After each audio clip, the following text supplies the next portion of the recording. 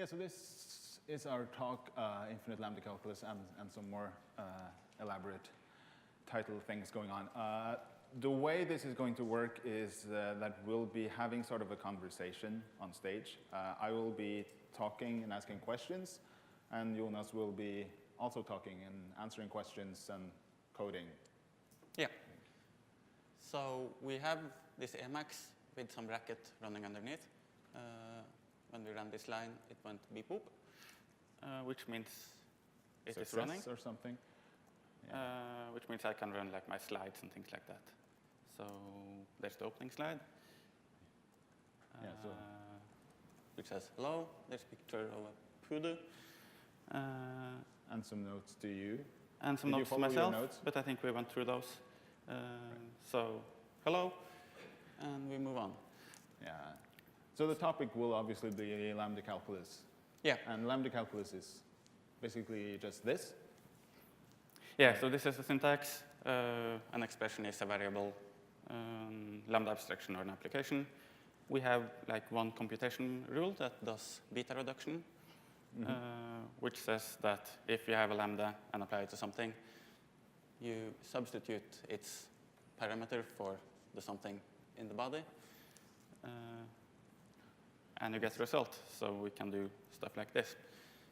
Right, so now you just substituted the foo. Yeah. In for the, yeah. And we made like this drawing stuff so we can draw things. So it's going to be very hard for me to sort of point up to point at stuff. Yeah. Yep. That's fine. So you see there's one application. The function is the lambda x.x thing, and the argument is foo. Yeah, so that's the reference to the on the right-hand side? Yeah. And then you pass that into to your function, which is the lambda abstraction yeah, so we you have there. Right? Keep the x after the dot and replace all the x's within that expression with foo. Right. So it's a very simple thing. It's kind of amazing yeah, so that we've been talking about it for 4 years. A tiny formal system. Yeah. And then we can do this like multiple times, and we can ask. Yeah, so now you have sort of these multiple lambda abstractions that you apply. So, and it will print one line of results for each kind of step of evaluation. Right, and you have no bar here, which is because, well, you don't. Yeah, so all the b's in the expression were replaced with bar. And you have no b's, so yeah. So, yeah, that's kind of how it works. And then we know we can do all this stuff like compute basically anything. Yeah, but we don't have lots of stuff built in. So typically we have to start very basically by defining. So normally we like to do this thing where we define numbers to be functions that take arguments that are functions that take arguments that are functions. Yeah, so even your numbers would be these functions, right? Yeah, so 0 is kind of the function that takes 2 arguments and applies the first argument 0 times to the second argument. Right, so you have sort of 0 f's. Yeah.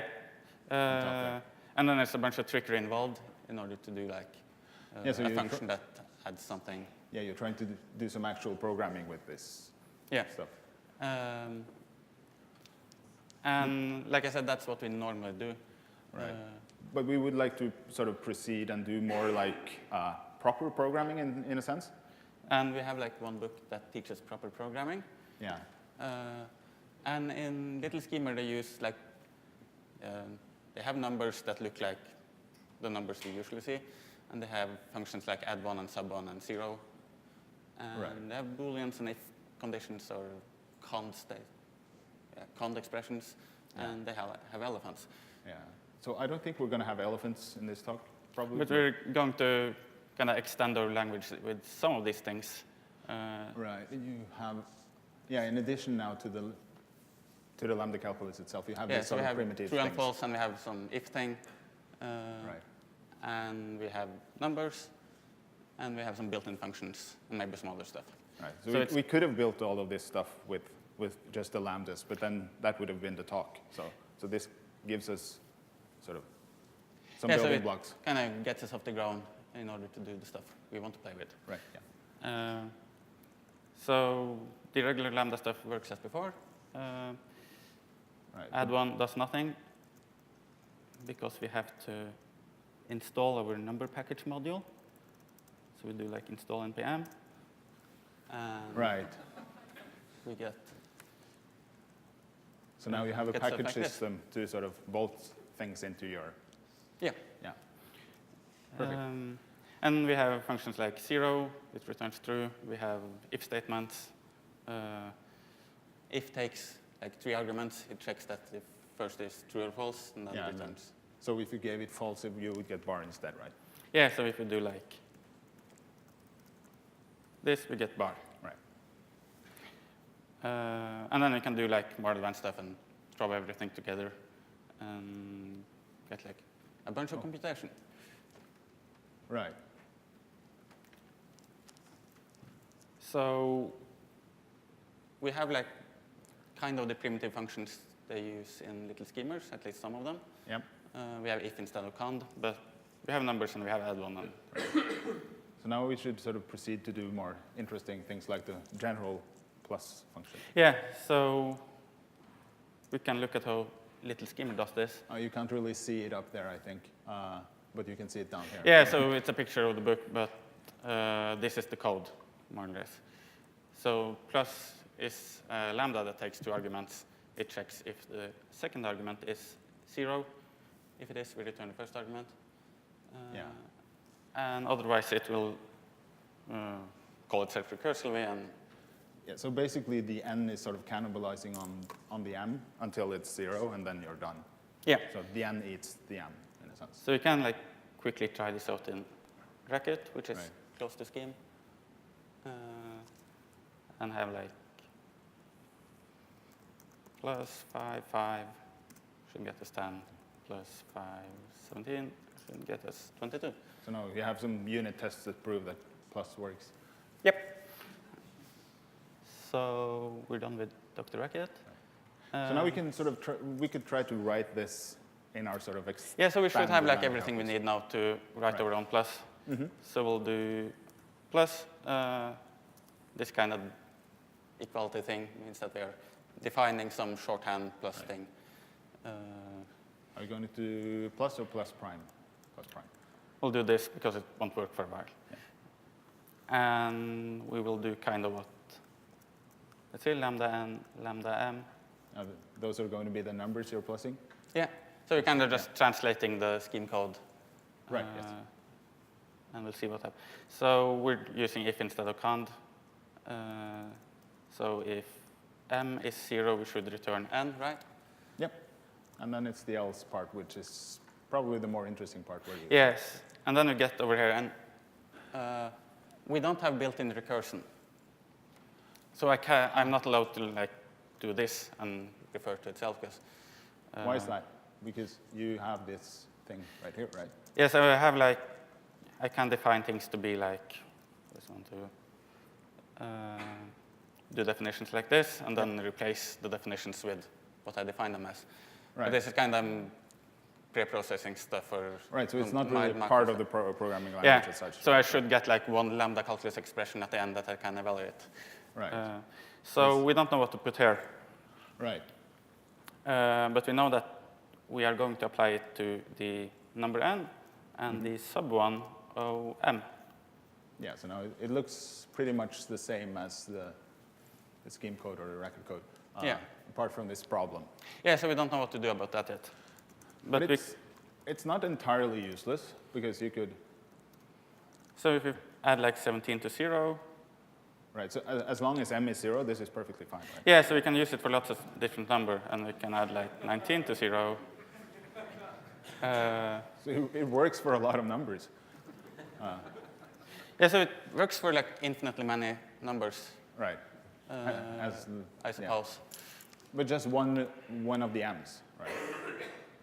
Yeah, so if we do like add 10 and 1 together, we get this expression at the end. Right. But we could conceivably fix that, right? Because what we end up with is this expression that adds 0, and we already kind of solved that problem. Right, so if you could pass that into the thing that we had. So if it like take the definition of, we could just throw the definition of plus Yeah, in you could there. basically just copy-paste plus prime in there. And we can go on, and we get 11. So you can Right. I guess we can make the plus prime prime and be like, let's see, we'll start with plus prime.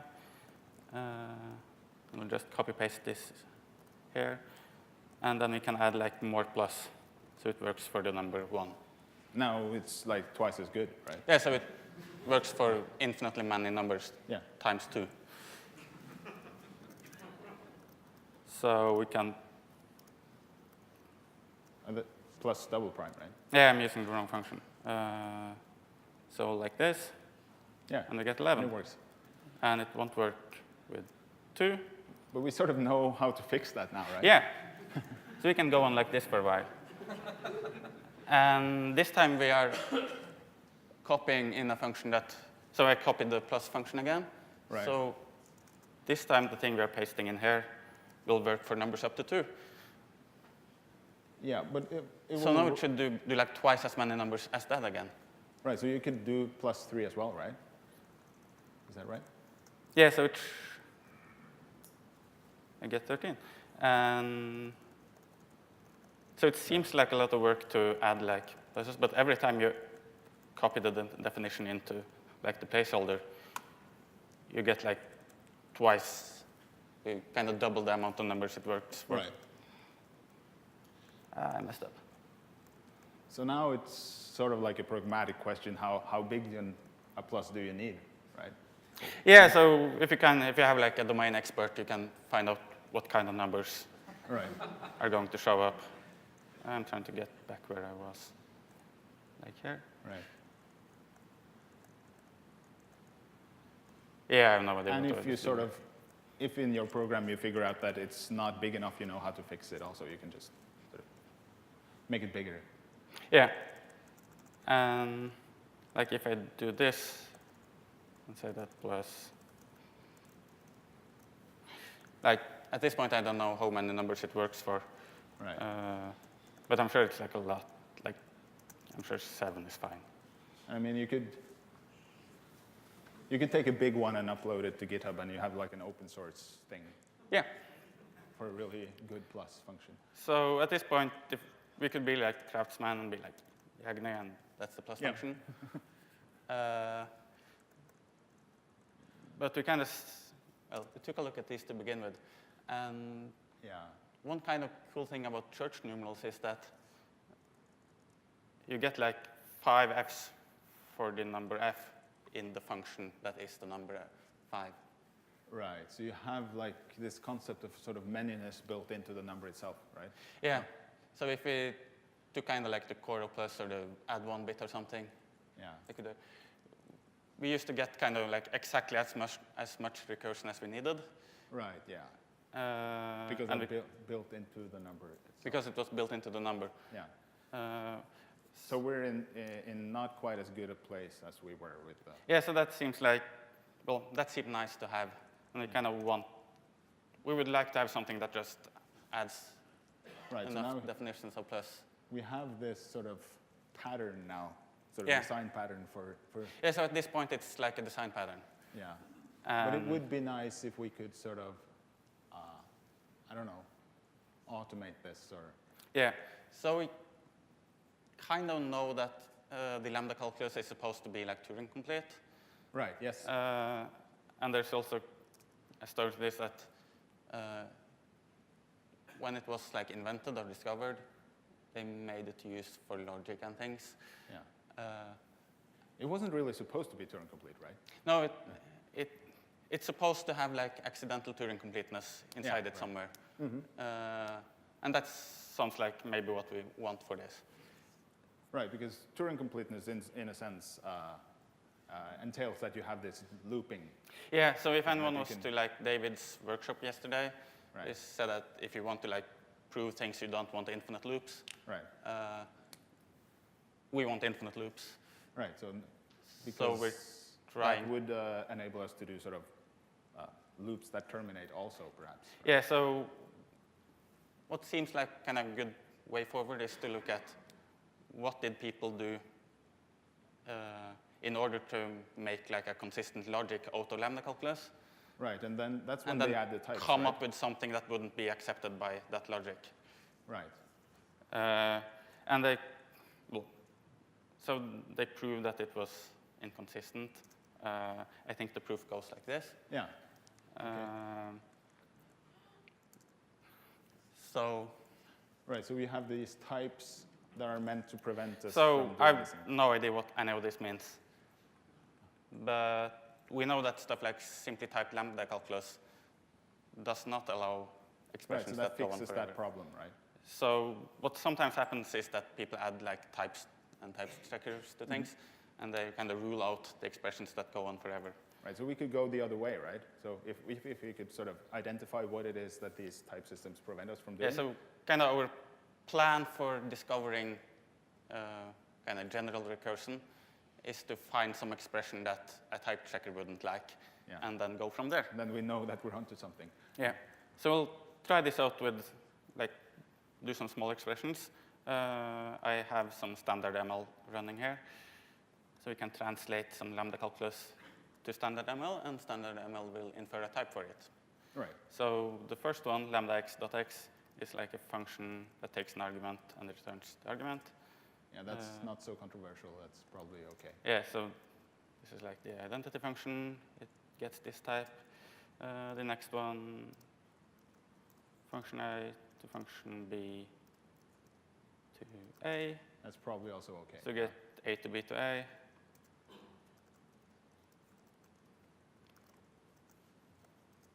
And the next one should be like A to B to B instead. Should be OK also. So we go through. So we kind of try to do like a real sign expression that just has a lambda and a variable reference. OK, so this cannot be the way. We try to add some more lambdas, and kind of the other thing we can try to add is function application. Right. So we have like. Yeah, the simplest case for function application, I suppose. So, yeah. So it's a function that takes one argument, it applies the argument to itself. And we get. Yeah, and it says something about. Operator is not a function, and it says circularity. Which sort of smells of looping, right? Yeah. So this is a clue, I think. And we could try this out in some other typed languages. Right. And get like various. And they complain about this stuff, and they say that it's circular, or that it cannot construct the infinite type. That sounds good too. Yeah. So it seems like they're sort of uniform in the judgment that it's a bad idea to have these things. So probably that's what we should be doing then. Yeah. The resulting type would be infinite when unifying, blah, blah, blah. Of course, you do have recursion in these languages, but not the kind of. Yeah, so in Haskell and F# and standard ML, you have kind of built-in recursion, and you can refer to the function that you are defining. Right, but that's but they're still ruling out kind of the accidental Turing completeness. Right, so they have this recursion using self-reference and names, right? So that kind of gives us a starting point. We're going to do some stuff with it. Yeah. So we have this function here that seems kind of interesting. Right, yes. And it's a function, so we're probably interested in like applying it to something. Yeah, you could give it something and it's, well. So we get stuff like this. We can apply it to like the identity function, and we get the identity function back. Well, we're still not looping very much.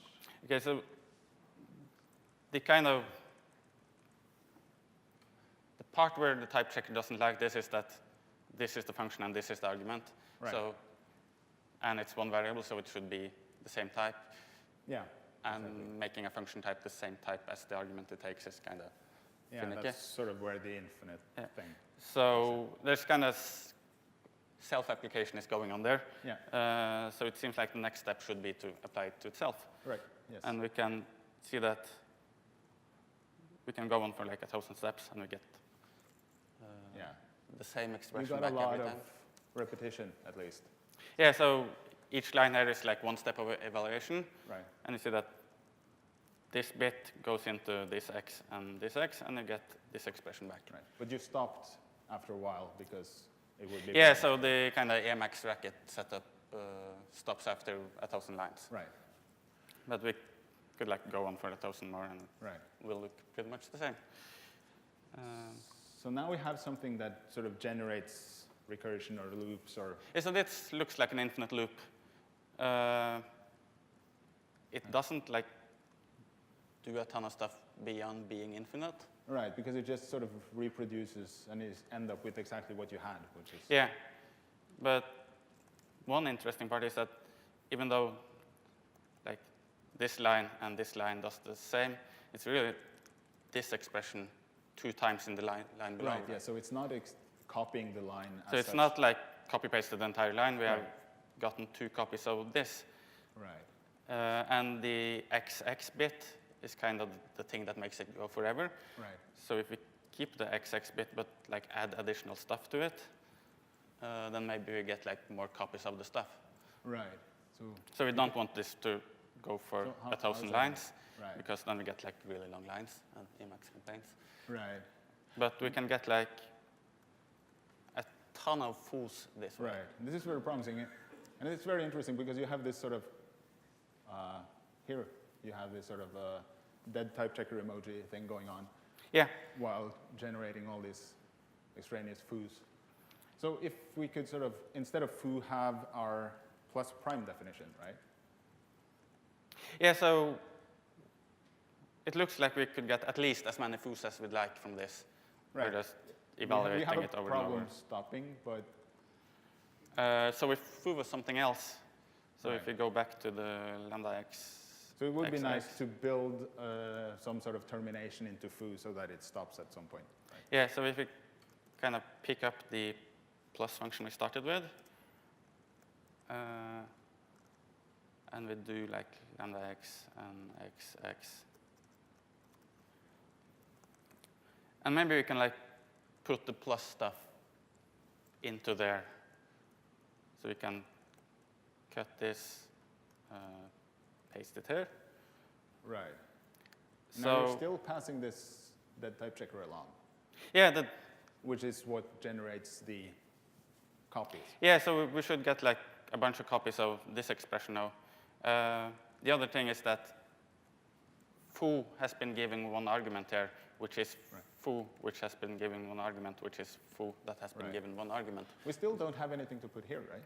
Yeah, and we don't want foo as the first argument to the plus function because that, or we don't want the plus function as the first argument to the plus function. Right. Because. Right, so we're going to need some sort of self-reference, right? Yeah. So that we can have something to clone. According to like this stuff, yeah. The plus should be passed into plus as its first argument. Mm-hmm. The plus function, but right? it will already have been given its first argument, which is plus, which has been given its first argument. So right. the self bit should be replaced with like what you end up with, like this stuff. You're going to pass that into self. Is that yeah. correct? Yes. So if we're lucky, this should kind of work. Right. So we can do like... How are we going to check that? Oh, 10.5? That's something that we didn't get to in the sort of... Oh, we get to like 7, so we can do like 10, I guess. So hopefully this works. Oh. Hey. Amazing. So that's weird. It worked, but how and why did it work?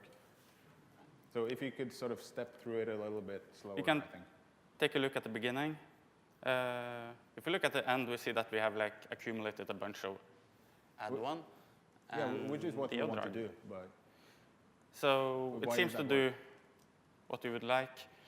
There's some stuff going on here. Maybe if you could just sort of mark the expression that we're passing along. So if we do like... Right, so the first thing that you pass in is that expression on top. I can't really point to it, but... And then you get 2 copies of that, is that correct? Yeah, so the first step of evaluation gets you like, you end up having 2 copies of your plus function. Right, so you sort of clone yourself. Yeah.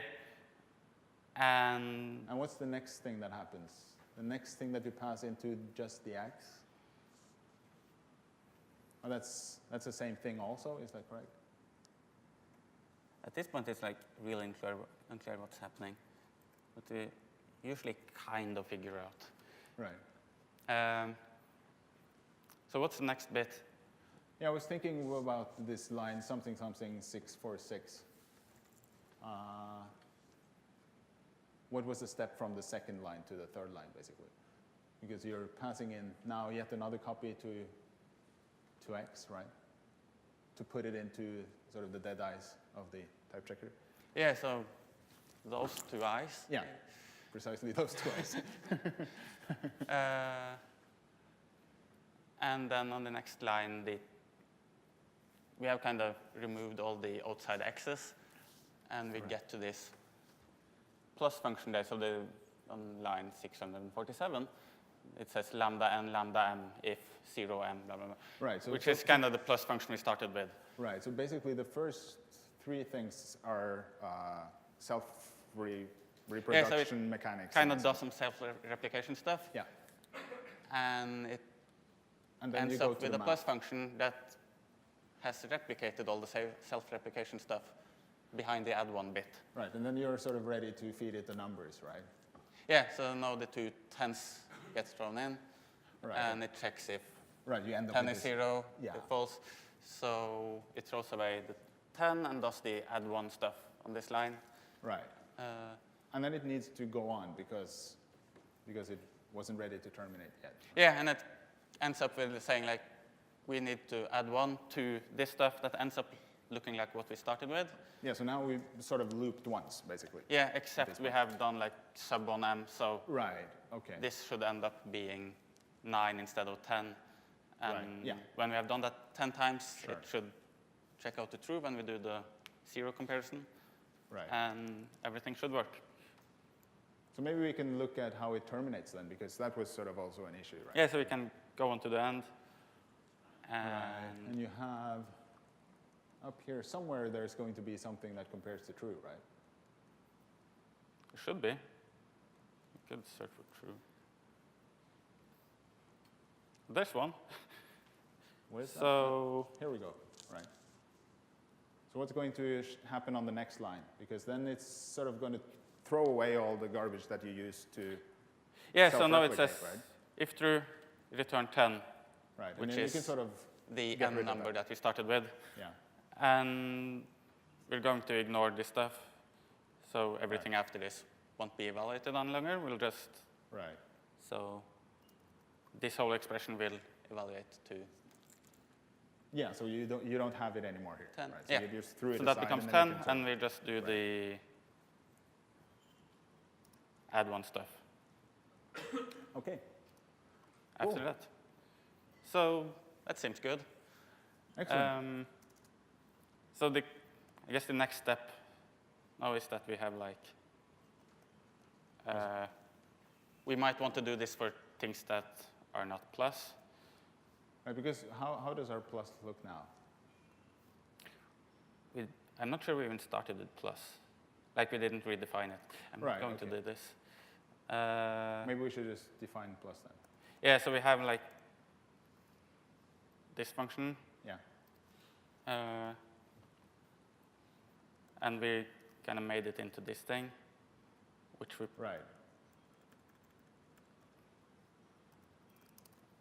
Which we put in the middle of the lambda x stuff. Right, that kind of thing. Yeah.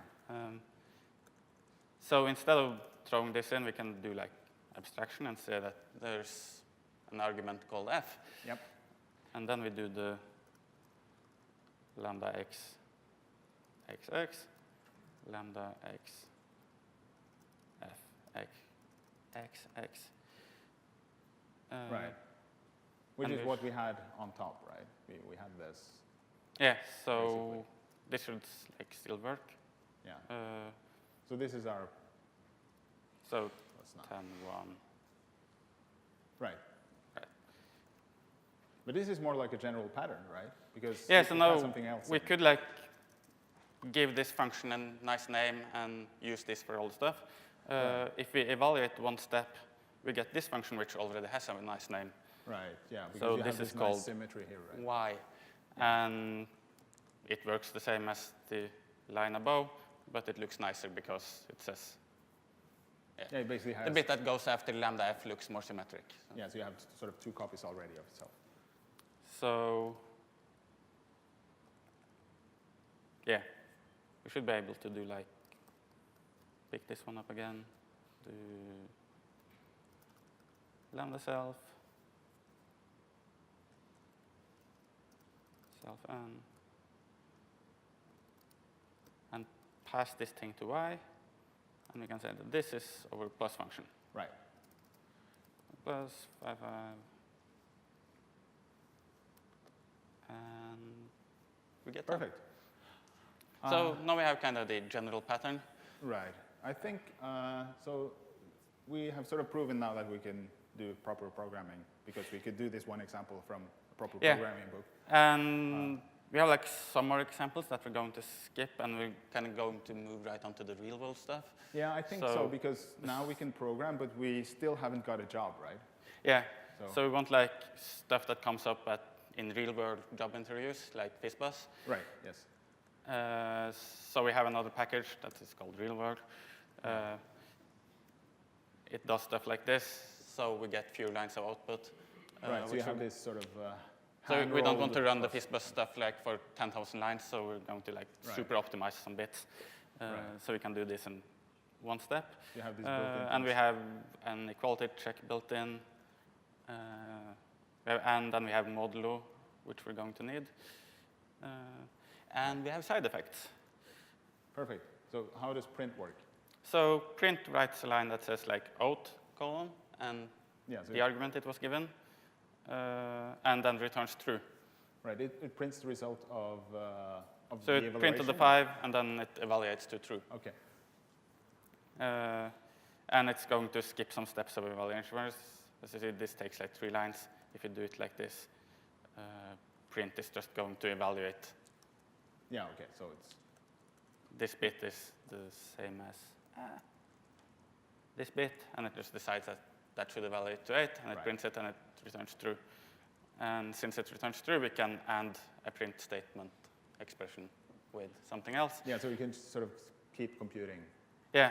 Right. So if so and is defined to be this if-then expression, it will print this bit, which evaluates to true. Right. Because all print calls evaluate to true, and then it will do the remaining bit. Okay. So if we're going to do a FizzBuzz, how would we do that? So we want like some checks that we can do on numbers. Right. And like I said, we have equality check built in now, and we have modulo. We can do like this.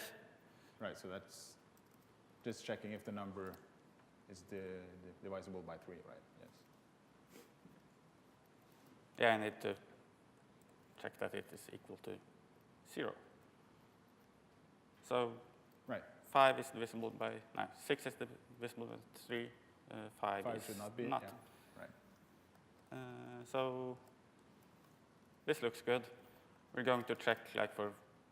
We're going to need 5 and 15 also, I think. Yeah, so 5 and 15.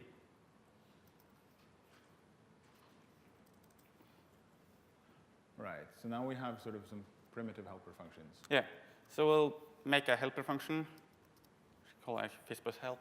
Yeah. And it will just take one number and kind of return fizz or buzz or FizzBuzz or the number. Right, okay, so that's what kind of the line we are going to print with the print command. Right, so this is what you're going to do to each number, basically. Yeah, so you check if it is divisible by 15 first. Right, and then you're going to print FizzBuzz. And we just use 3 variables that are called the stuff we want to get printed. And if it is not divisible by 15, we can do a check on 3. And return fizz. And then finally... So this is beginning to look like real-world programming. Yeah, so now you have like 3 nested ifs. That's proper that sounds like something that should get your job. Yeah. And if it's divisible by 5, we should get buzz.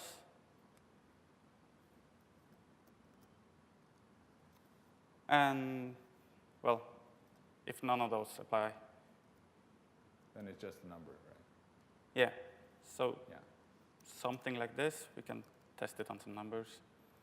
12 Yeah. sounds correct. 13 should be 13, right? Hmm? Yeah, 13 should be 13. Yeah, 13 returns 13. So if we do like print FB help 13, it should print 13. Yeah. And, well, FB help 15. That should be FizzBuzz now, yeah? Yeah, this seems correct. Yeah, and we have like Y available to do Right. the recursion thing. Right. So So we're if we going could- to call this FBPrime. Yeah, we're going to do this for a bunch of numbers, right? Yeah, so we want to like count up from 1 to 100 Right. and print stuff. So we do like if 101 is equal to n, we return true. Because then we're done. Yeah, and if not, we're going to use AND to evaluate both sides. Yeah, so that's going to print the result of your helper function. Is that right? Yeah. So we print the result of FB help n, Yeah. and then we're going to need the recursion Oh, bit. you need a self-reference. And we do self plus n1. Right. So we can.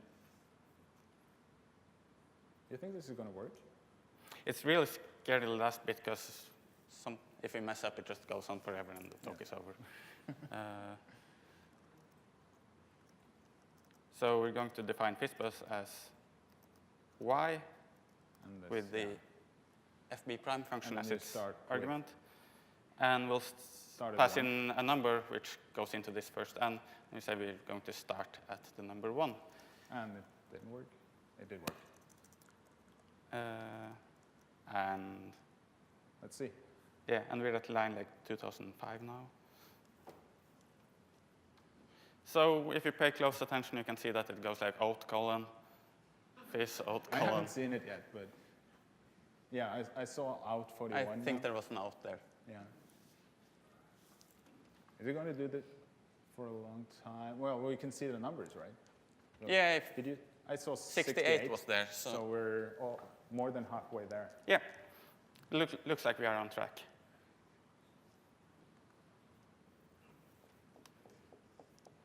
Well, I'm not sure you get a job, but you get like taken care of somehow. yeah. And Okay. it returns true. Can we look for the outs now? Maybe? Yeah, so we started like here, so we can do like search for out. 1, 2, fizz, 5, buzz, fizz, 7, 8, fizz, buzz, 11. So it looks good. I think this is FizzBuzz. It's a little bit noisy with all the sort of Yeah, so calculations. we can also do like, so delete.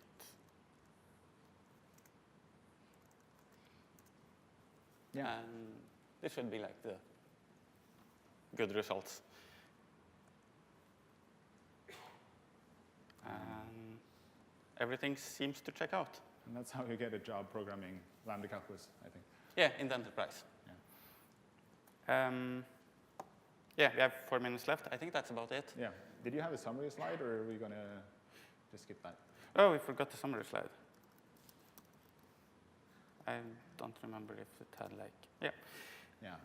Yeah. So kind of just to recap how we got to Y. Right. Yeah. Yeah, we wanted things that went on forever, so that Yeah, we could so sort of kind of we want to go on forever, so type checkers are our enemies. right. And Because we wanted this sort of on-demand, just-in-time recursion thing that. yeah, Yeah. kind of a jitted recursion thing. Yeah. Yeah. And we noticed that type checkers tend not to like lambda x, XX. And then we had sort of a And then method to generate infinite amount of foods, right? Realized that like this bit could be used to make like, Yeah. it could go on for forever unless we stop it. And we can get as many foos as we'd like, Right. probably more than as many as we'd like. And then if you have some sort of termination condition. Yeah, so and if we do like a lambda extraction around that and replace the foo with an f, we get like the function that looks like this, lambda f, blah, blah, blah. And if we evaluate that one step, we get like the definition of the Y combinator. Yes. So. And I think we're. Yeah, that's it. Got like some links. The code is available on GitHub. On Llama, the Ultimate, there are some lambdas. We can probably tweet these things. Yeah, there will be available somewhere. But if anyone wants to like do lambdas in the browser, they can get something like this. And lambda XX. So there's stuff like that available. And the font is. Yeah, you can do these things online, right? Yeah. Not the number stuff, but the rest. I think that's it. Thanks. Yes, thanks.